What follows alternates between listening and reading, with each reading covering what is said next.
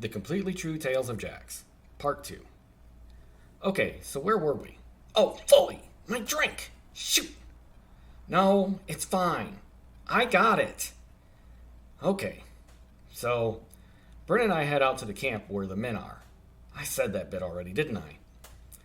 Yeah, so Bryn starts to tell me about how they are on the super secret mission to Crewda. The people of Crewda are mostly shepherds. They have all kinds of livestock, and they are nomadic. Well, as you know, here in Arden, there are primarily farmers like my dear father. Every fall, when the harvest would come in, the Crewdians would move their flocks along the river. They'd just be there all day, staring at us. Then at night, they'd drive the herds across to plunder our fields. Okay, well, not my fields, but our neighbors who were closer to the river. So Ramath had sent out these men to go over there and make a few casual threats to the Crewdians. Nothing terrible, just keep to yourselves, or there won't be any more of you. Still, you could imagine my surprise to see men in Royal Guard uniforms. They usually didn't leave the castle, but there they were, and they stuck out like a sore thumb. The guy Ramath had put in charge had never been a captain of any kind before. From what I could gather, he had upset Ramath, and so Ramath told him that if he could settle this conflict, he would forget the matter and make him a royal captain. Permanently. His armor was mismatched and did not fit him at all. I guess I can't say much, seeing as I only had my father's axe. Meanwhile, the Crewdians were rugged people, living in tents and fighting off wolves. So I took one look at him and thought, we are all going to die. So, with no hope in me, I took Bryn up on his offer to sample some of the local libations he had procured. We drank all night. It was amazing. The whole troop joined us, and so I got to know them all a bit better. Though again, I figured they were all good as dead, so remembering their names didn't seem that important. Back then, Captain was the serious type. You know, like that guy who is quiet and always seems to be planning 10 steps ahead. Almost like he was playing tiki all day. Every day. Captain had a drink, and it didn't faze him. We kept handing them off to him, and he just kept taking them. Soon, we were all drunk, but Captain remained as sober as ever.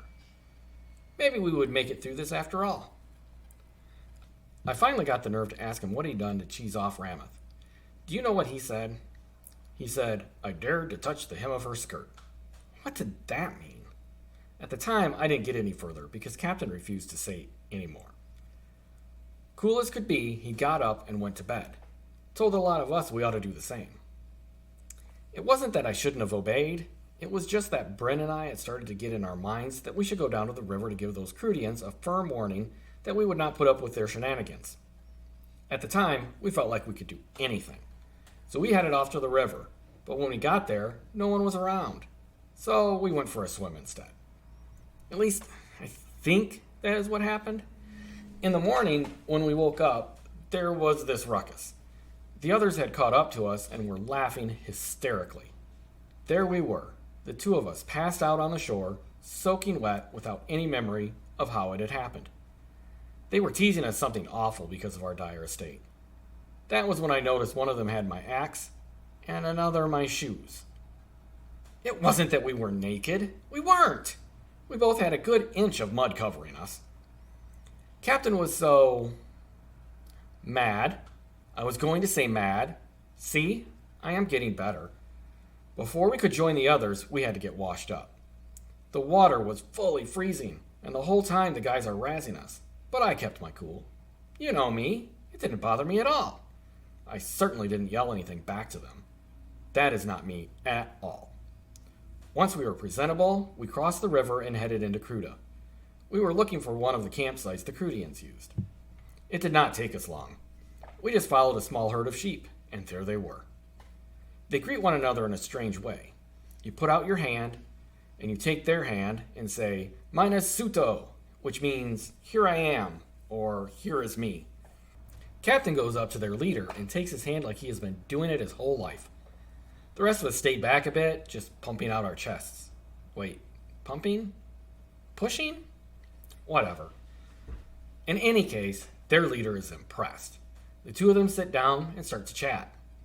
They bring us scruffy guys some food too, so we sat down and after a while, we start joking and just having a good time. It turns out these guys are okay. And their women.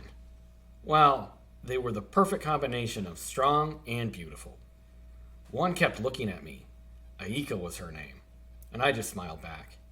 She'd put her hand on my knee and smile her big, warm smile. Never you mind, though. No one is going to tie this man down. I still think about her sometimes. Her eyes flashed like onyx, but she was probably too old for me anyways. We start to chat as best we can, and I see there is a lot of opportunity for trade between us if we can get this dispute settled. I mean, we both have something the other wants, right? I mean livestock and produce, Annie. Get your mind out of the gutter. So we get done, and Captain tells me it's time to go. It was a sad goodbye. On the way back, I asked him what the deal was, and he says that he told them they had to stay on their side of the river. They insisted they could not stop the flocks from crossing over. So they had agreed that the herds could cross over, but only once every 10 days. Apparently, the sheep found this acceptable. Sheep can be very accommodating. Have you ever seen a baby sheep? Well, yes. Then you get it. So cute. The guys and I are wondering, though, if Ramath will accept this bargain. Do you know what Captain said to me? He said that it would not matter. He would tell Ramath that they had agreed to keep out, and by the time 10 days had gone by, he would already be officially a captain anyway. Now that is a clever trick. After that, whenever the report came that the Crewdians had crossed the river, Captain would just tell Ramath that he would take care of it, when really he didn't have to do anything because they wouldn't be back for another 10 days or so. And that is exactly what happened when we got back to Penn. But you will have to refill my drink if you want to hear more about that.